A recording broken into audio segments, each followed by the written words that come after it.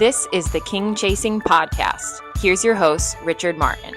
Hello, everybody, and welcome back to the King Chasing Podcast as we continue our summer series on mission trips taken by student athletes at NCCAA institutions. Before we continue to dive into the podcast, if you've missed any past episodes of the King Chasing Podcast, head to the nccaa.org/podcast, the NCCAA YouTube channel, on Apple Podcasts, Spotify. Just search up the King Chasing Podcast.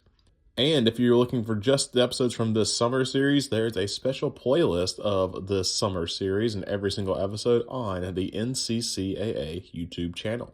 Today we're joined by Hope Brooks, a senior women's volleyball player, Abby Matney, a senior women's basketball player, and a head women's volleyball coach for Pensacola Christian College, Ryan Vanderboegh, as they talk about their trip to the Philippines. During their time in the Philippines, the trio helped with sports camps for children in the area, along with assisting with nursing clinics for those in need while sharing the gospel. Thank you so much for tuning in to the King Chasing Podcast. And without further ado, let's take it to this newest episode of the King Chasing Podcast.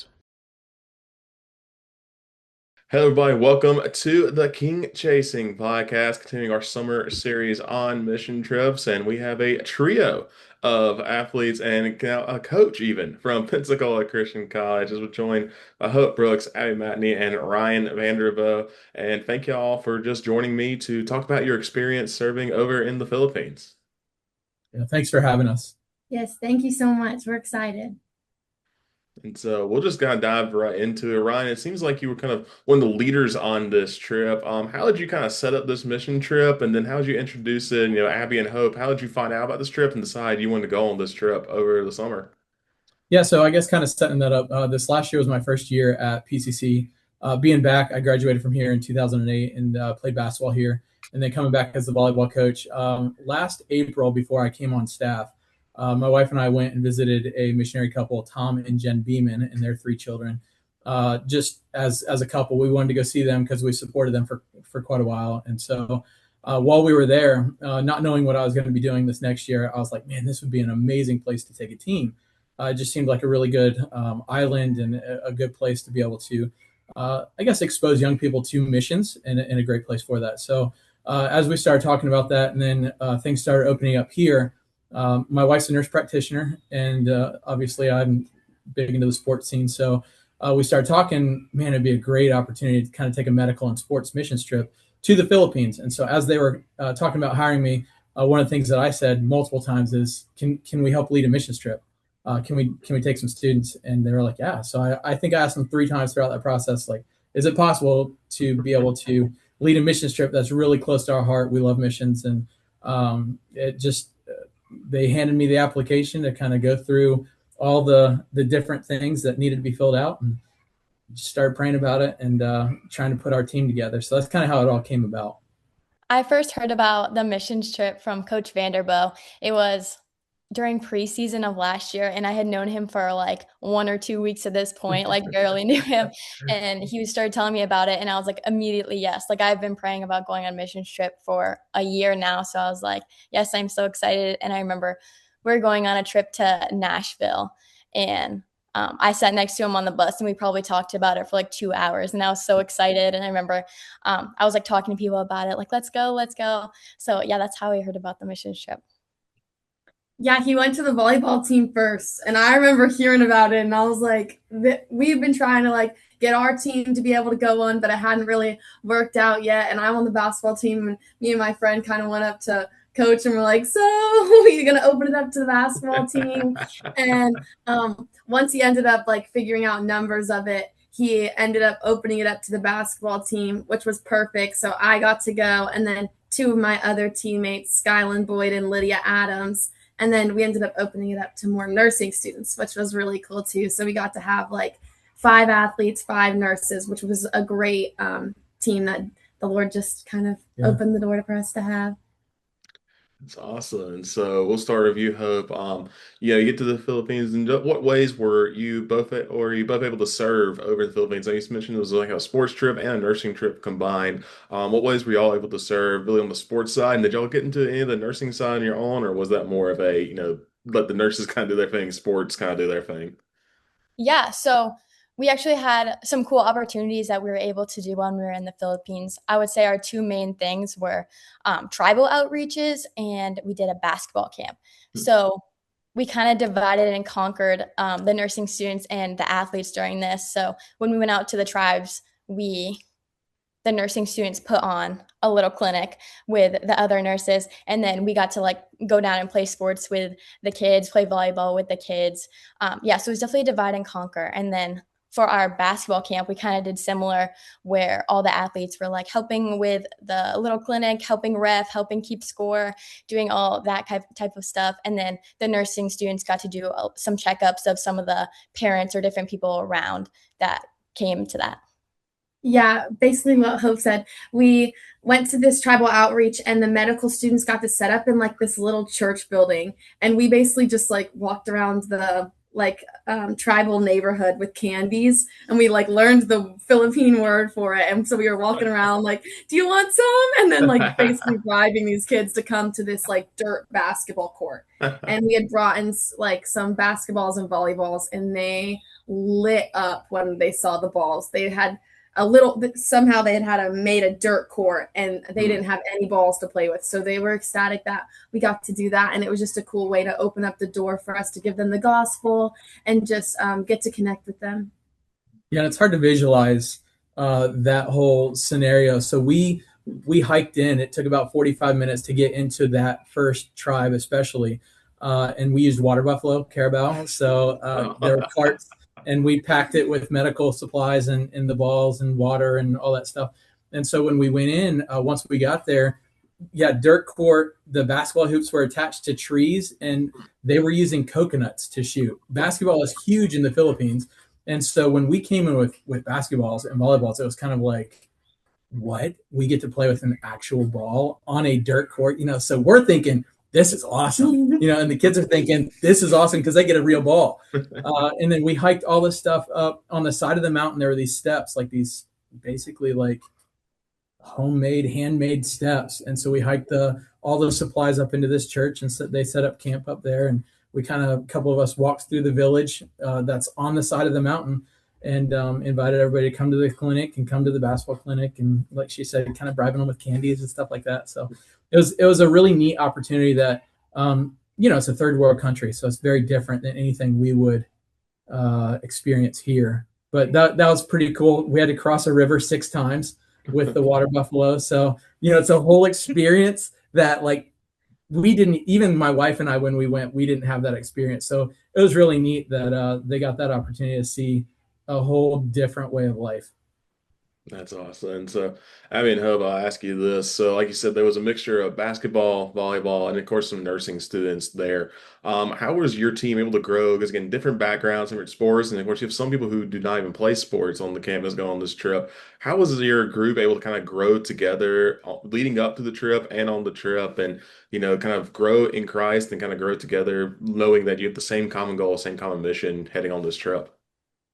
Yeah, so I got the opportunity to co with 2 of my teammates. So there were 3 of us, and actually we have 4 captains for this upcoming year, and it was 3 of them.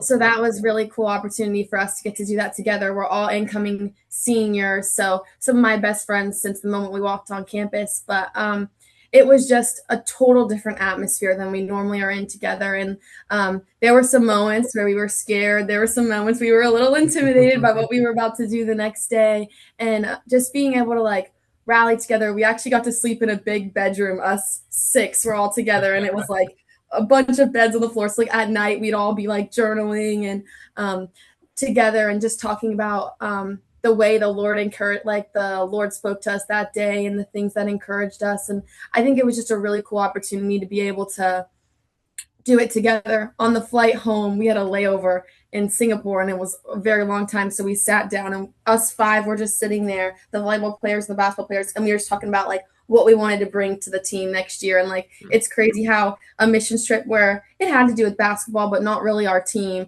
but it just changes your outlook on so many of the ways that you want to go about life. So it was definitely super encouraging for me.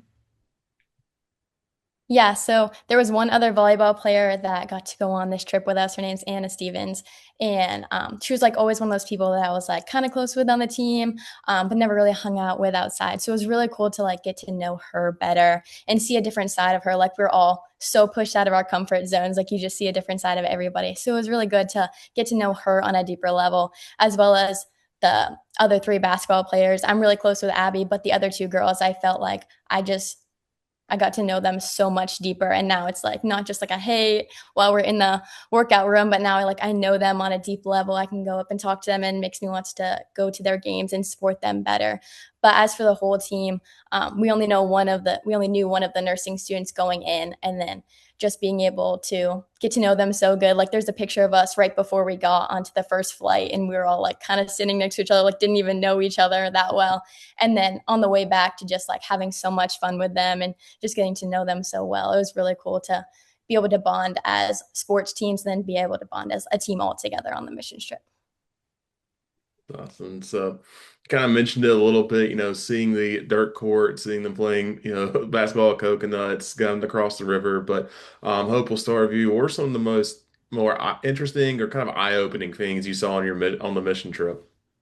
Yeah, so like Coach said, it is a third world country, so much different stuff going on there. It was really cool to see their different culture, and it was really cool to see how basketball was so ingrained into their culture, and they all had on NBA jerseys like everywhere they go, and it was just so cool to see like how much they enjoy basketball as much as we do here in the States. Um, Another thing that I also found that was really interesting, switching more towards like the mission side of it, was the missionaries had three daughters. They were amazing, and they were like half of their ministry. Like they were roping in all the kids. Like they would take the kids for like the Bible studies, and they would teach them music, and they were just so patient in it. Like it would be so easy for them to go in and be like, oh, our parents are just making us come over here. But they were so involved in like I said, like literally half of the ministry. So I thought that was really eye-opening to be like, it doesn't matter how old you are.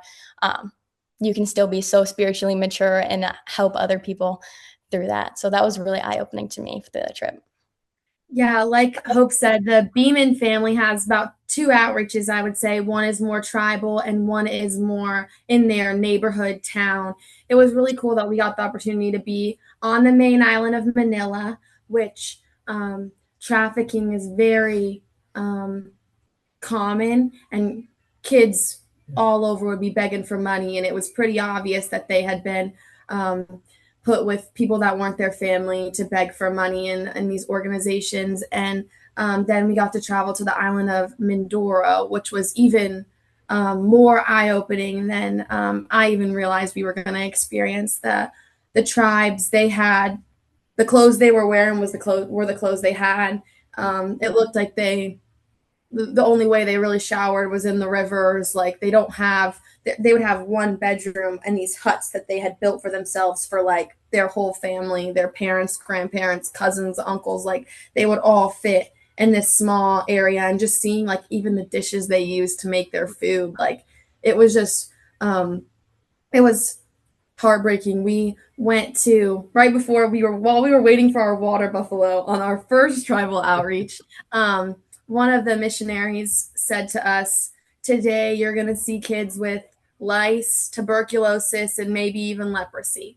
And we all kind of looked around like, that's still a thing? Like, what are we? And we were a little nervous going into it. And she brought up 2 Samuel 24:24, which is David just saying that he doesn't want to give to the Lord what costs him nothing. Like everything, the love of Jesus is the biggest form of sacrifice that we can give. And he showed that on the cross. And I think it was a really good eye-opening thing that we got to see going into it. Yeah, there were kids coming up to us that you could see the lice in their hair, coming up to hug you, coming up to just talk to you. And we could have tried to keep our distance, but I think just being able to just put those worries aside and just know that we were going to do what we could and be the hands and feet of Jesus, and just the Lord would protect us. And then also the neighborhood that we did our basketball camp in was in a red light district, and we weren't very familiar with what that was at the time. But without going into detail, it was heartbreaking after making relationships with these kids and the young girls and just realizing the things that they see as normal is something that should never be tolerated anywhere in this world. And seeing that it's something that's even protected is heartbreaking, for sure.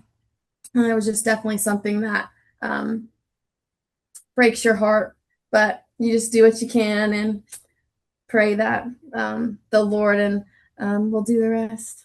Yeah, I think one of the things about that is, what these missionaries are doing and what we were able to help them accomplish in that 8 days is they're really on rescue missions. They're really trying to win people to Christ. They've had, I believe it's 10 baptisms in the last 3 months of people that have really trusted Christ, and they're coming and saying, look, I want to follow him, because it's a very strong Catholic background right now in that specific portion of the Philippines. And so what they're doing is really developing relationships with people and then really talking to them so they understand exactly what Christ did for them and exactly why they need him as their savior. So it's a great ministry that we were able to be a part of and see that. And it's very heartbreaking. You think Manila, you go into Manila and you're kind of like, this isn't that bad. We stayed in the 29th floor of a 31 floor high rise, and and then you go to Mindoro and you're like, wow, this is like these, and everybody needs the Lord, but you think, wow, they really need just maybe that freedom and that liberty that Christ can give. And I guess maybe that's exposed a little bit more when you go to a place like that. Yeah, for sure. Ryan, we'll start with you and just kind of circle around. What is one thing you think God taught, or how he showed kind of his glory and his grace on this trip?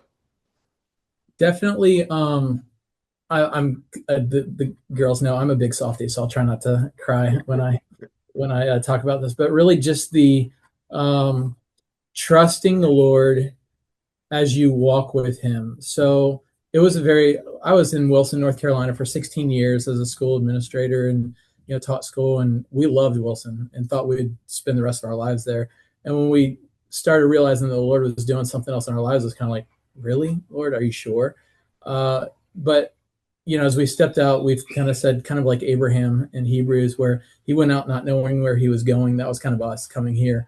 And to see that, like, as you trust the Lord and as you walk with him and really just seek out what he wants for you.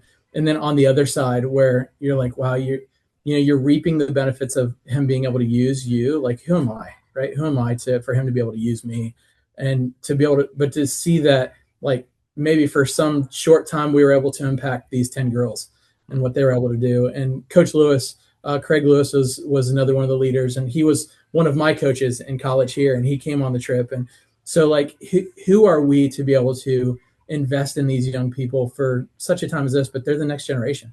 And so I think that's the thing that the Lord taught me the most is, like, maybe, I was kind of in my uncomfort, a little bit out of my comfort zone when we were there as well. Like, hearing about these things, I was like, whoa, we didn't experience this the first time I was there. But, also seeing that, like, the Lord used these girls for his glory. So it's just, that's something he taught me, is like, if you give him everything you have, then he's going to be able to use it. And who are we that he can use us? But he will. Yeah. So like what I said before, we were standing going into the waiting for our caribou to pick us up to go through these rivers.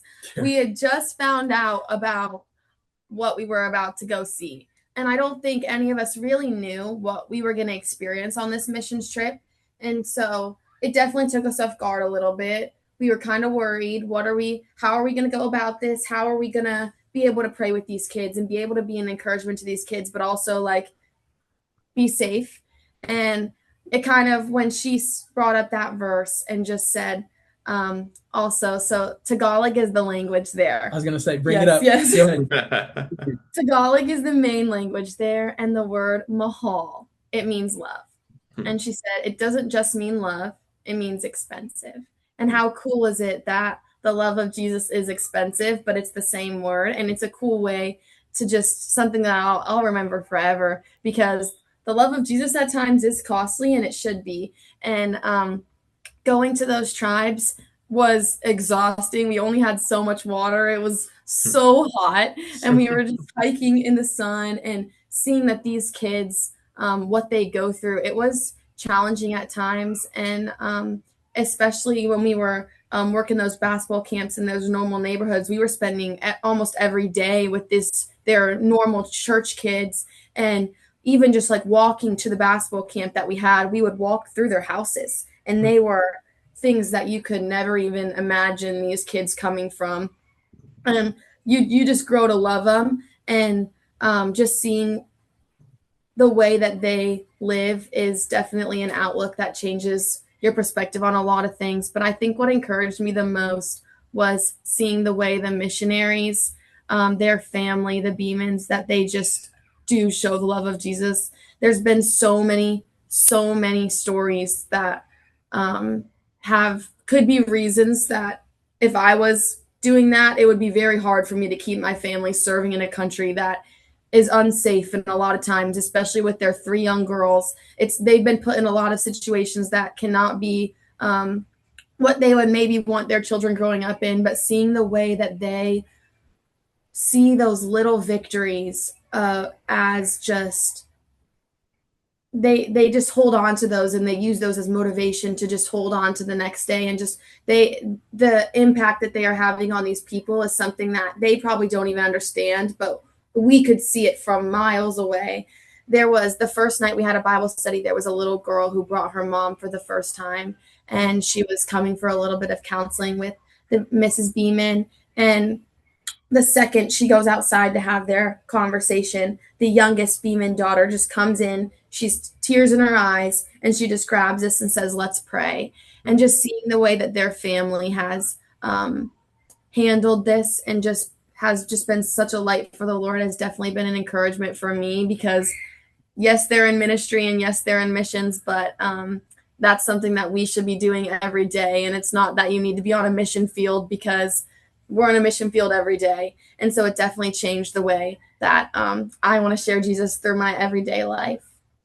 Yeah, to echo Abby a little bit, that was one of the biggest things that the Lord showed to me through this mission trip, was just to love like him, and like pray to love like him, and strive to love like him. Like, I've been praying that prayer every single day since we got back from there, from the Philippines. And it's just so cool to see how like the Lord will give you opportunities if you pray for it. Another thing that the Lord taught me was to always ask for his help in everything I'm doing, and not just the things I think I cannot do in my own strength. The first night we were there, we were talking about going to the tribe the next day, and the Beeman started talking to us, and we're like, yeah, there might be some witchcraft there. Like, really make sure you're praying, like make sure you're good. And I found myself just like praying, like, Lord, like, please be with me through this. Like, I've never encountered anything like this. Like, made me really nervous. But then I was thinking, like, as we were making our trek out to that first tribe, like, why do I not do this with every step in my life? Why am I not asking him for help for every day for the small things? Like, just because I think I can do it in my own strength, like, why am I only using God when I think I need him, and not like just to help me through everything? So that was definitely another big thing that the Lord taught me. And then a third thing that he taught me was it was more of like a reminder just to like, our joy does not come from our stuff. Like, the amount of joy these kids had, and we saw their homes, we saw what they had. And especially when we went into the second tribe, like, they were just so joyful. We were jump roping with them. We were on a little swing with them. They're just so happy. And we like gave them all little PCC shirts to get, and they were just like in awe. Like, it was just so cool. Like, they don't have much, but they just are so joyful. And that was just such a good reminder to be like, oh, because something's not going very good in my life, like, I'm not happy. Like, that's not where the source of my joy comes from. The source of my joy comes from the Lord. It's amazing. And so, yeah, you both kind of mentioned it, and you mentioned it as well, Ryan, but start with you, Hope, and Abby. How's this mission trip kind of made you think about how you can serve back on your campus when you return to campus or back in your hometowns? And then Ryan, with you, how's it make you feel like, how you kind of mentioned again, how you can serve your team better and your campus better as a coach? Yeah. One of the things that the missionaries said was that they were like, the last night there that we were there, they were saying to us, like, you go home and you're at a mission field too. This is not the only mission field. Like, at home is your biggest mission field, and that's where you need to reach people. And they were telling us, like, you go into the grocery store, you be praying, okay, who do I need to speak to? Who do I need to pray for? And that was just such a big encouragement, just to remember that I'm coming back to a missions field in my hometown or back on my campus, even though it's a Christian college, like there's still people that need to be prayed for there. And just knowing like wherever we go, we are in a missions field. And it's not just, we don't have to go all the way overseas to the Philippines to be able to to be able to pray for people. Like we can do that right in our hometown. We can do that right where we go to college. We can do that when we're on sports trips. And just such a good reminder that we need to be serving the Lord wherever we are and praying for people wherever we go. Yeah, the Beeman's oldest daughter is actually going to be coming to school at PCC in a year or two. And there was one night that there was something said that really stirred her up. And she was having a really hard time with something that a Philippine girls had said to her. And she ended up opening up to our team about how hard that was for her and how hard it is for her to stand up for her faith at such a young age when the culture around her is not that in any way. And we all kind of sat there and just poured into how cool it is to see the way that she has such a strong hold on her faith. The Mrs. Beeman said every Tuesday they make sure it's a family day. They do something as a family to keep the kids on the mission field. And something they always do on Tuesday nights is to do a why to their faith. So they pick something and then they study it as a family and like, this is why we believe this. And I was sitting there hearing them talk about this and I was like, well, I want my family in the future to be challenged in this way. I want my daughters to be able to explain why they believe what they believe as strong as these kids do. And that's something that I don't think I could do at that age. And I almost caught myself thinking, well, does that mean I need to be in this scenario or this scenario for my kids to believe that? Like, no, it's how you do it. And it's not like, how can you expect to be used on a mission field if you're not in the mission field using it to the best that you can right now? And that was something that we were talking about on our trip home. Like, how can we as a team support each other to be the best versions of sharing Christ that we can be? How can I be the light of Jesus that I need to be on my team, on my campus? And it's so cool that we get to do that together. Like, Hope's one of my best friends in the world. And we like are going to be able to like, hey, like call each other out on things and just be able to find ways to just share the light of Jesus. We were in Manila. We had already left Mindoro. And when we left, the missionary family was coming with us back to the States for their furlough. And me and Hope were in a taxi, they call it Grabs there. And the pastor, Mr. Beeman, was in the front. And every Grab we got in, he just small talked his way into the gospel. And it was just so encouraging to see the way that our mission field is not just a church on a Sunday morning. It is a lifestyle. And I think that's something that I want to be. I just want it to be the way I live, the way I talk in every conversation with everyone I'm with. And yeah. As a college coach, especially over there, I didn't really realize it until I was over there. But as we were doing these basketball clinics, they'd say like, he's a coach in the United States. And I was like, whoa, and I'm sitting there like, I'm nobody.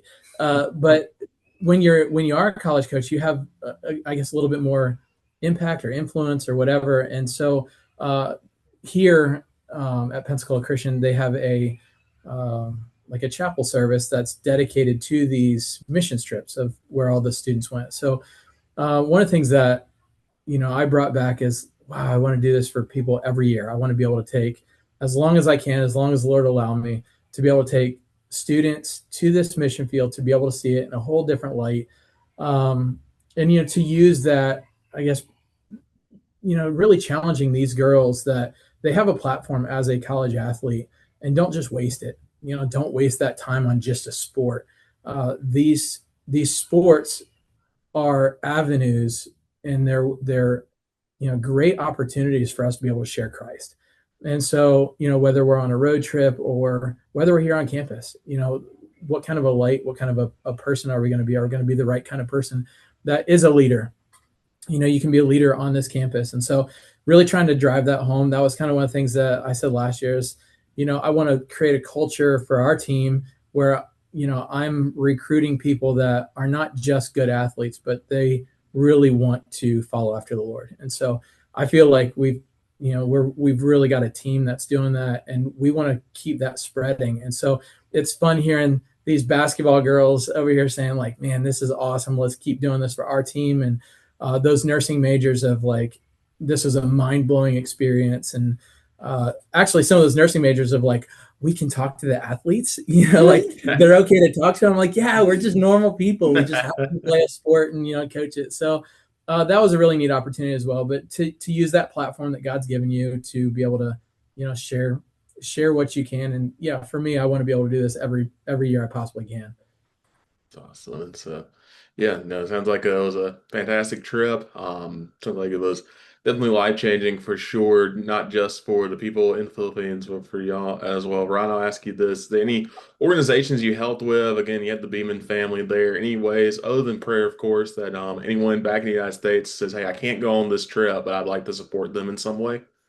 Yeah, so one of the things that I can't think of any specific other than the NCCAA. Like I want to thank them because they are able to help, some of these college athletes to be able to go. And so I think it's, if anybody's listening or watching, like it's called Youth Outreach Ministry through PCC here that we go through. And so I think there were 10 mission trips that went out to Europe and to Australia and like all these different places. And so the money that's given by the NCCAA or by the people that go to these trips, it's not wasted money. God takes that and multiplies it. And so I think that's the neat thing to see is that when we give to missions, I had people say, hey, look, I can't go. I wish I could, but here, use this towards your team. And like, that means so much. It's just that little extra boost to us that are on that trip of like, there's people that really care about the things that we're doing, and maybe they can't go, but we can help be the hands and feet of Jesus for them as well. So it's not wasted money. And so Youth Outreach Ministry, I appreciate them allowing us to do this. And then the NCCAA for sure of giving towards some of these athletes to be able to go. Awesome. Well, y'all, thank you so much again for joining me today. Thank you for sharing this experience, and we'll be praying for y'all as well as you get ready to hop back and to enjoy your summer and get back on the campus soon. Here we go. Thank you so much. Thank you. Thanks for your time. Thank you once again to Hope, Abby, and Ryan for sharing about their time in the Philippines and all that they saw and did to help out children in need while sharing the gospel overseas. For those wanting to learn more about Youth Outreach Ministry, which is a ministry on the campus of Pensacola Christian College, you can head over to youthoutreachministry.com for more details. And of course, for those who want to donate to the NCCAA to help support the mission of keeping Christ at the center of intercollegiate athletics, including helping out with mission trip funding, you can head over to the nccaa.org/donate. That's going to do it for us on this episode of the King Chasing Podcast. But hey, don't forget, listen to past episodes at the nccaa.org/podcast on our YouTube channel, and of course on Apple Podcasts, Spotify, wherever you listen to your podcast. The King Chasing Podcast is there. Thanks for tuning in. We'll see you next time on the King Chasing Podcast.